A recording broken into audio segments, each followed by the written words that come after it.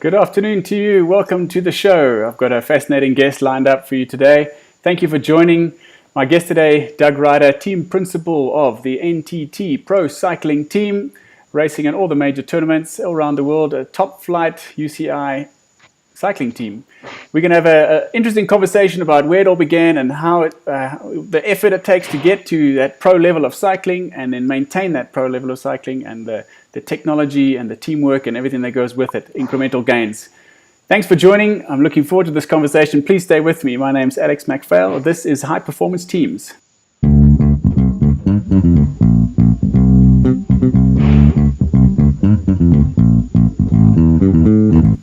Doug, how are you doing today? Yeah, I'm very good. Thank you, Alex. How are you? Not too bad. Thanks for joining. I know we both had a bit of a hiccup start to the day. Hopefully it gets better from here.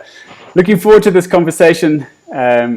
It's a topic and a sport that I've been interested in for a long time. I'm not the person that knows a lot about it, but I'm fascinated by the teamwork and the diligence of incremental gains and just perfecting the art. Before we dig into the nitty-gritty though, maybe you can just share sort of formative years, a couple of minutes backstory about your beginning with the sport as a teenager, youth, and the sort of the inspiration and the bit that got you hooked on cycling. Yeah, no, thank you. I mean, it's been quite a journey. It started, many years ago when I was still a professional, racing and going to the Olympics in Atlanta in 1996 was a highlight in my career. The first professional and amateur Olympic Games, that happened. Racing against Lance Armstrong and some of the best riders in the world was pretty interesting. And and I guess when Josiah Tugwani won gold in the Olympic marathon, the dream of African riders and African potential and taking African cyclists to the Tour de France started there. If Africa can produce the best endurance runners, then why not cyclists? And so that was kind of the start of it. And I guess wanted to create an opportunity for African riders to succeed at the highest level. So that was the dream. I came back to South Africa after those Olympic Games, lost my contract in America. I was racing there for 2 years and a team in 1997 in South Africa and eventually ended up at the Tour de France in 2015. So it was nearly 20 years of kind of building on that dream and making it happen right through to eventually make it happen and realize that dream in 2015. So, but yeah, ultimately started on a dream, big, bold goal. And it's been a great journey since then. Okay, now Doug, you walked through that nicely, but I want to just ask a couple of things about that specific time in Atlanta. I watched the talk you gave recently online. I watched it recently, and you were standing in front of that Olympic airplane, that nice paint scheme on the way to Atlanta, and you were talking about this idea of Josiah had won and endurance. At the time, obviously, you're a high performance athlete. I mean, you're on the tip top shape. Giving it your all. Were you already thinking then about a team rather than you being the competition and giving it your best? Were you already thinking about the vision forward, or were you? Is that something that built up later? No, it was already something that was formulating. I was already 25 years old, and there was a time to make a decision, a go no go decision, whether you continue cycling at that level and duking it out. The late 90s was a crazy time in cycling. And there was little opportunity for South Africans and people outside of Europe to make it. There wasn't an under 23 category. It was just you either professional or amateur, and to make it in the professional ranks, no South African had, and it was kind of tough at that time. We were like, where are you from? South Africa. Where's that? Africa, south, bottom. And they're like, oh, you guys ride bikes there? Don't you? Yeah. Doesn't an elephant like park your car in and stuff? And we were like, are you joking? Yeah. So it was quite tough. So yes, it was already, the plan had already formulated, but ultimately what drove me to try and find the partners and the sponsorship to make it happen was the individuals, the riders themselves. When you look in a rider's eyes and ask them, you think you can ride the Tour de France and be at the highest level in the sport.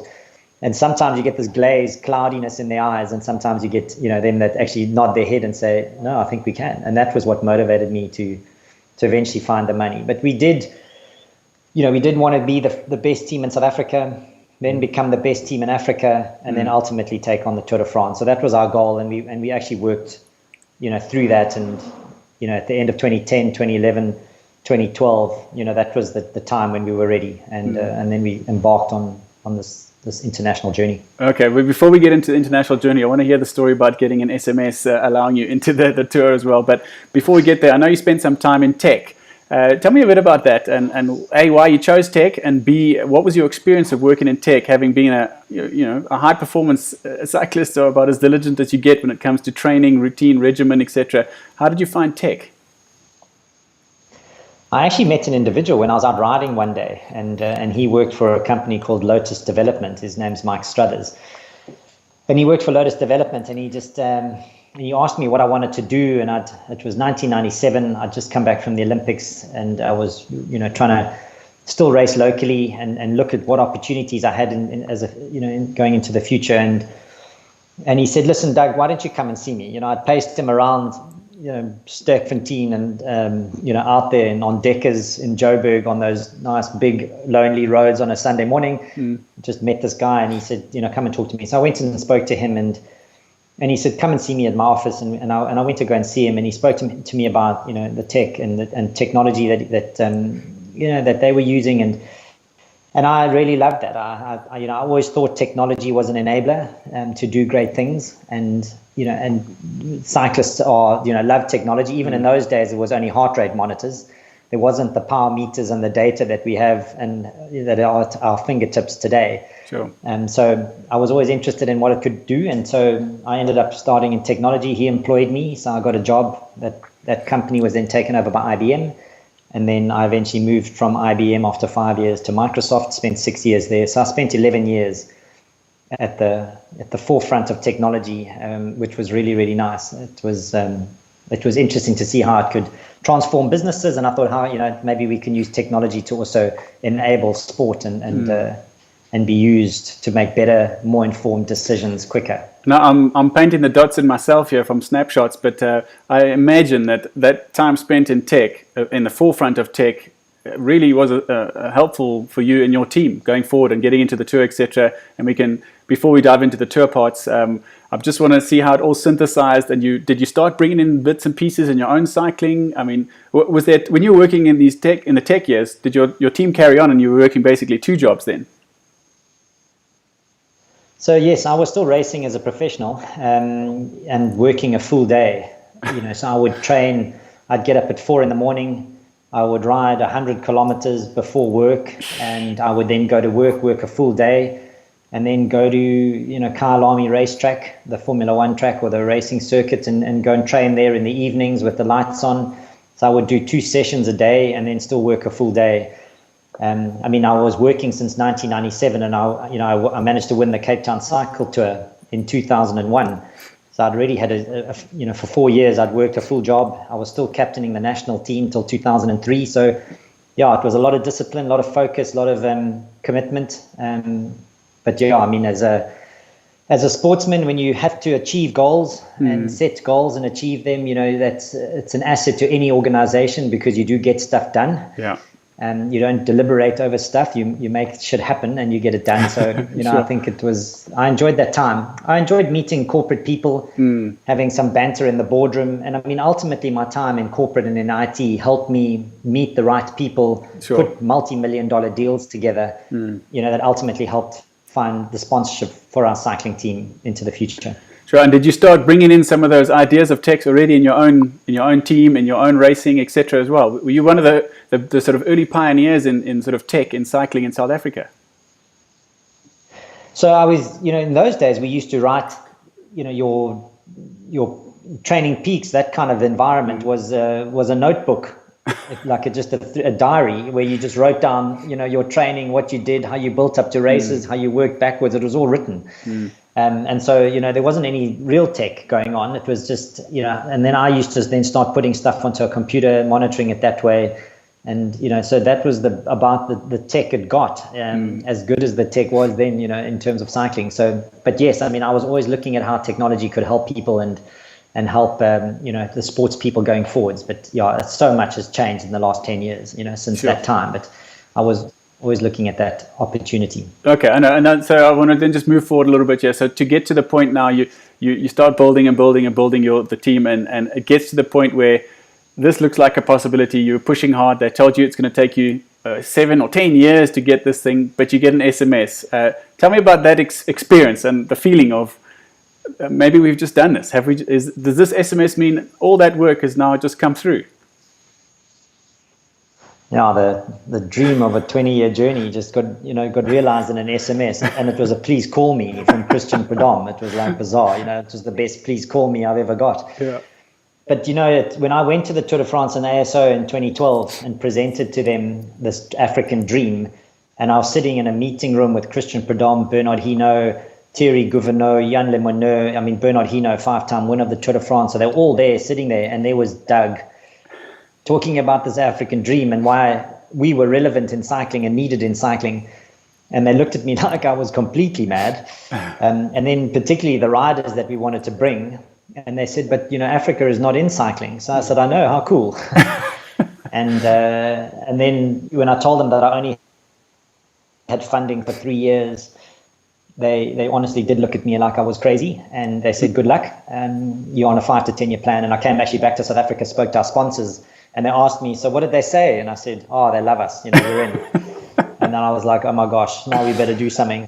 And the team was amazing, and we performed well enough. And then of course, the 14th of January 2015, which is my Valentine's Day, I'll celebrate that a month earlier. But no, my 14th of January 2015 was when I received that SMS, and it was pretty cool. It was really cool, actually. My phone was completely blocked with the amount of people phoning, because it was like, oh my God, you actually just, got this amazing team into the Tour de France. You pulled it off, yeah. Okay, so now the work begins, and I've spoken with some other sportsmen as well. This idea that you've become the pro, you've entered the tour, you've entered the event, you've got the jersey, the cap, whatever it is. But now we know that's the time where you really have to start working. And what a tour! How was that first tour? You've got some great memories that stand out there too from the African dream. Daniel goes in, and let's just put a picture up, and we can talk about the picture of celebrated. He becomes an overnight superstar. Yeah, no, it was amazing. That same individual, Christian Prudhomme, then chats to me just before the Tour de France, and he says, "Look, Doug, first ever African team, registered team in the Tour de France. Would you like to open the 2015 Tour de France?" It was an individual time trial in Utrecht. And I was like, absolutely. Most people don't want to do that. You never want to start first in a time trial, because that means you last on the general classification. But when they came and they said, would you open the Tour de France? We were like, absolutely. And Daniel Tekla-Heimanot had just won the Eritrean National Time Trial Championship. So he was wearing on his skin suit the beautiful the colors of the Eritrean flag, which is absolutely beautiful. You can see them in the image. He was crying. I stood at the front of the start ramp, at the bottom of the start ramp. The mayor of Utrecht was there, cutting the ribbon. Daniel was on there. He was shaking. There were tears running down his face. I thought he was going to crash on the start ramp. It was such a big moment for him. And he opened the 2015 Tour de France. And then, about 4 or 5 days later, he became the first African rider of color to wear a leader's jersey, and was standing on the podium, with the King of the Mountains jersey, holding his Eritrean flag. It was the most unbelievable time. And we celebrated so many, we had such success that tour. And, Steve Cummings went 10th in that prologue time trial. And we drank champagne that night. And that went through the whole peloton. Like, who drinks champagne for a 10th place? And our whole team was drinking champagne, because we were like, this was our first top 10 in the Tour de France, and we drank champagne. Yeah. And then 5 days or 4 days later, Edvald Boasson-Hagen goes 4th or 5th in that Roubaix stage, which Tony Martin won, who got the yellow jersey, but it was a Paris-Roubaix stage on the cobbles, and Eddie goes 5th. So we drank more champagne, because now it was our first top 5, so we were drinking more champagne. And everybody was like, no one, you only drink champagne when you win. But we were like, this is rocking. And then of course, Steve Cummings goes and wins on Mandela Day. Mm-hmm. And then it was just, a dream start. The most beautiful dream come true. Yeah, wonderful. Okay. And now I want to zoom in a little bit on some specifics about a cycling team now. So, for me, it is one of the ultimate and high performance teams. There's various different units out there, but when it comes to cycling, teamwork is critical. You just can't finish unless you're riding in a team. You can't finish at those kind of speeds. There's just no way. So this principle of incremental gains, made famous by Team Sky, in the sort of mid 2000s. Talk me through how you see incremental gains, and how do you break down the units into different areas so that your preparation is thorough, that your execution is with precision, and then the review. Like, what is the review process? If you want to just share your thoughts on incremental gains and how you approach it. No, I mean, I think what they were trying to talk about at that time is, what all teams do. They created a brand around it and a focus on it. But it is exactly that. It's looking at every single little element, from the bike to the clothing, to the eyewear, helmets, nutrition, mental status of individuals, the operations, how to bring your riders into races at what time, what is better in terms of their rest and their recovery, how to get there, what is the best opportunity to do things, the strategy, the tactics, etc. Do you have a dual strategy, a single strategy? What is your depth and quality in your team? So you've got to look at the weapons that you have in the house of cards that you have to play with, and then look at everything around that. I mean, if you ask me what, in a simplistic manner, what my ultimate function is, and it is, as a team owner, I guess, is to provide the best environment and infrastructure for the riders to do their best work, so that they can succeed the easiest. And I mean, of course, everybody works incredibly hard, but what our function is ultimately to make it the best, to create the best possible environment, to give them the best chance of success. And that includes so many different functions coming together. And, the marginal gains conversation was all around how do you just take 2-3% in every area and make it better to get a better functioning team with clearer strategy and understanding, so that you can perform well. Because absolutely, it is such a team sport. You're only as strong as your weakest link, but everybody needs to be clear on the plan and the strategy, and it needs to be simple, because on the road, through earpieces and stuff, you don't get that message across so easily sometimes. So it's lots of preparation work in it. Okay, I want to come back to the sort of preparation and the detail of actual race day, but just jump a little sideways to the review stages. Like, it was quite interesting talking with Springbok rugby players, and the way they review. Everyone gets a video, they get a chance to review their own game. How do pro cyclists, how do they review their game? What do you do? So we look at all the TV coverage as well, post, and the helicopter views. So especially when you come to a bunch finish, where are your lead out riders in relation to each other? Did they lose each other through that corner? So we do a lot of pre-work when we show a lot of videos to our riders around the visualization of the event, because not often are you able to ride the finish in these races.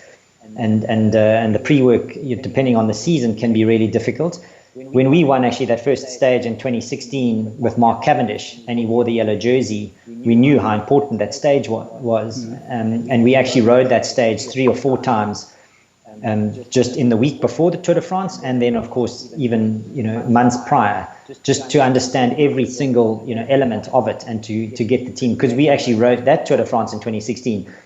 It was 1 day long for us.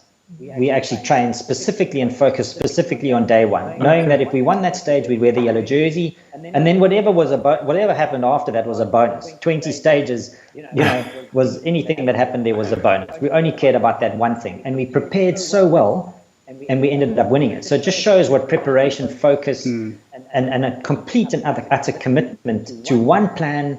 If he punctured, we knew everything, even up until the last 5 kilometers. If there was a mechanical or something happened, what we needed to do, and everybody was committed. There was there was nothing else around that, and so that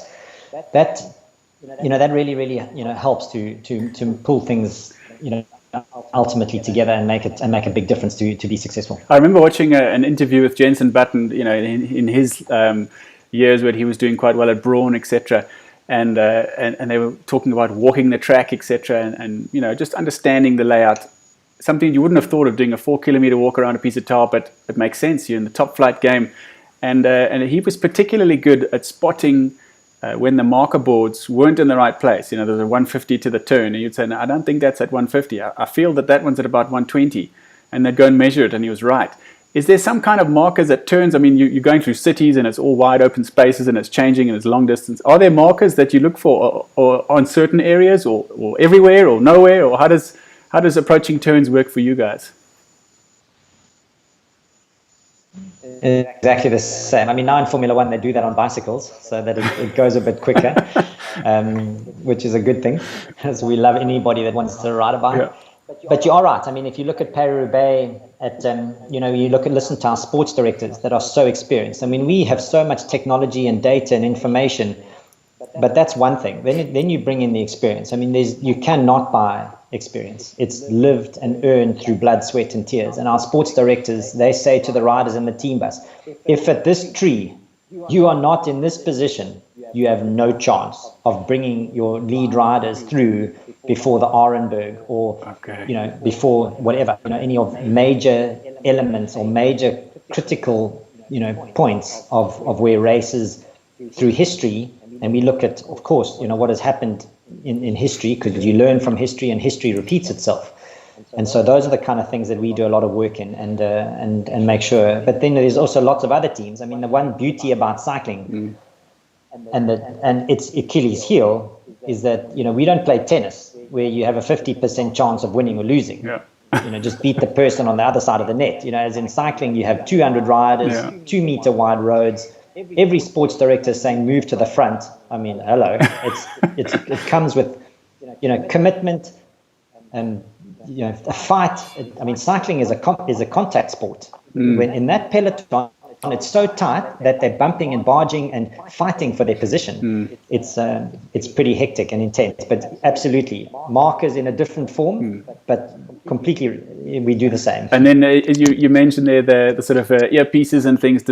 Is that throughout the race? There's constant communication. I mean, are the riders up to speed minimally as possible, but as best as you can, all the way through each day of the stage? And absolutely. And that goes back to experience. There's so much information that is available to the sports directors. And we have a lead sports director in the passenger seat and another sports director in the driver's seat. And they talk to each other. And with all this information coming in, the temperature off the road, the wind speed, the change in wind direction, the vital points on the race, they then take all of this information that's fed to them by teammates and people along the road, and we have radio communication between all of our vehicles, and we have a tracking application that shows altitude gain, wind direction, wind speed, everything. I mean, it's incredible, the information. They've got a proper dashboard in front of them and then they decide what information they give to the riders. Because if they give everything, the riders will just pull the earpieces out of their ear and say this is just too much. So their experience then comes in to say what is the most critical information to give to them at this point to make an impact. Sure. And then we hope it works. It sounds quite interesting, but I want to just then go sideways to that first tour. You also showed a picture of the chalkboard and very basic. Was that your experience of sort of you've built up this tech idea in your head and you get to the tour and it feels like it's it's manually done, but the information, the attempts at the information is the same, share the information, but the way they presented it was a bit behind the times. I mean, how much has changed? Was dimension data critical in bringing in good information, or how did that sort of technology sort of catch on? Did you guys find yourselves ahead of the game, especially with your background in tech?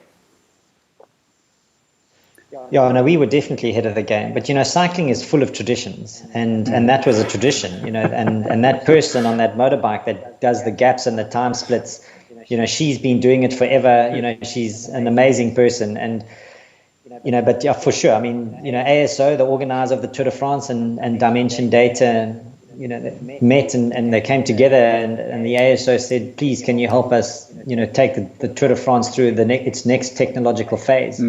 And help us improve the viewing experience. Now when I was standing in our first Tour de France on the side of the road, people were huddling around camper vans. So if you were on Mont Ventoux or Alpe d'Huez, or people would huddle around some crazy guy that parks his camper van on the side of the mountain and prays to God it doesn't slide down the mountain and take the tiger lion home. Yeah.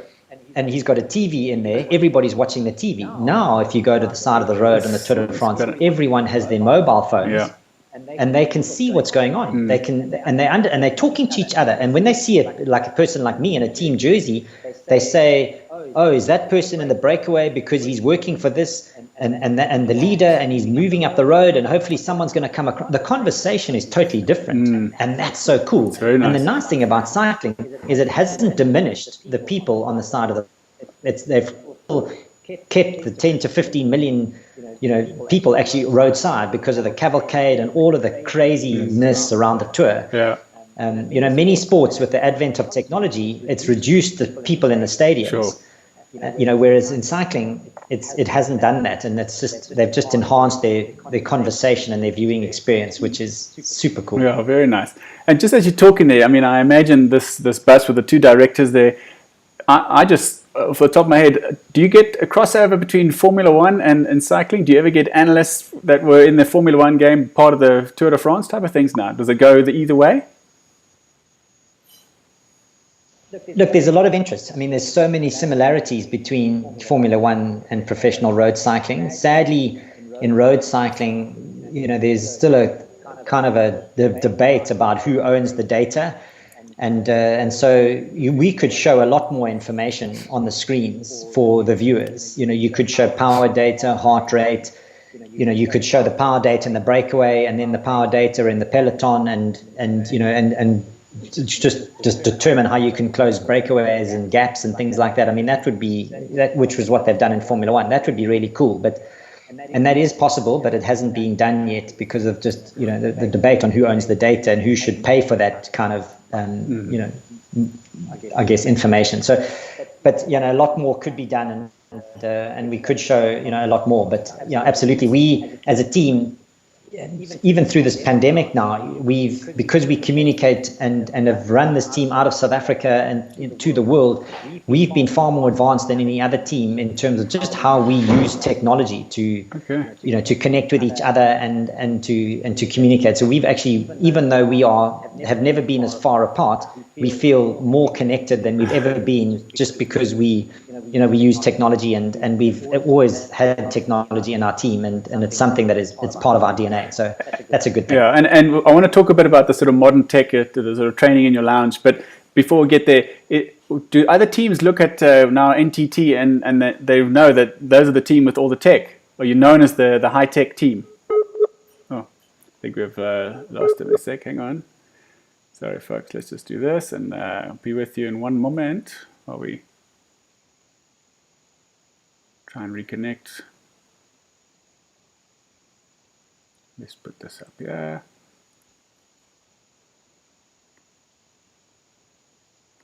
See if we can find Doug again, sorry.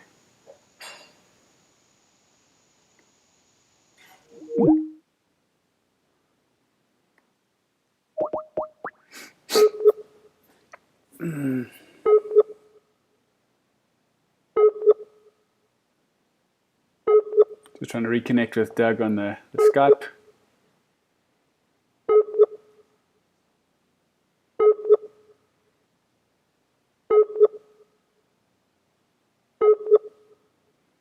Oh.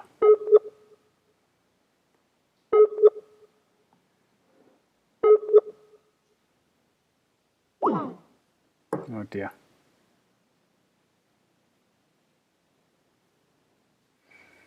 Well, I was just getting to the exciting point now of getting really stuck into the tech. It's the bit that I was super excited to get involved in here. Seems to have lost him. I'll hang on about another 2 minutes and just see if we can reconnect that line. Otherwise, we'll maybe try and get a future opportunity for part 2. So far, it's been exciting. I hope you've enjoyed it too. And if you want to share some questions in the meantime, you can do that. And if we get him back online, we will pick up the conversation again in a minute. Yeah, and there's no thunderstorms today, Peter. It's a freezing cold, sunny, cloudless sky in Joburg at the moment. Yeah, maybe you've gone on a battery or something. Oh, that was a pity. I was enjoying that conversation. I hope you were too. And here's some more pictures. Mitsela doing so well, winning a stage there down under. And there was the branding of the new The new NTT from Dimension Data, Bjorn Rees coming on board. Okay. Folks, I think something has gone wrong badly there. He did actually ask me before the show if the connection looked okay. It did look okay. The test looked very good. So perhaps we'll try and reschedule. Thanks for joining in. I hope you enjoyed what you got. It was a bit shorter today. Until next time, take care.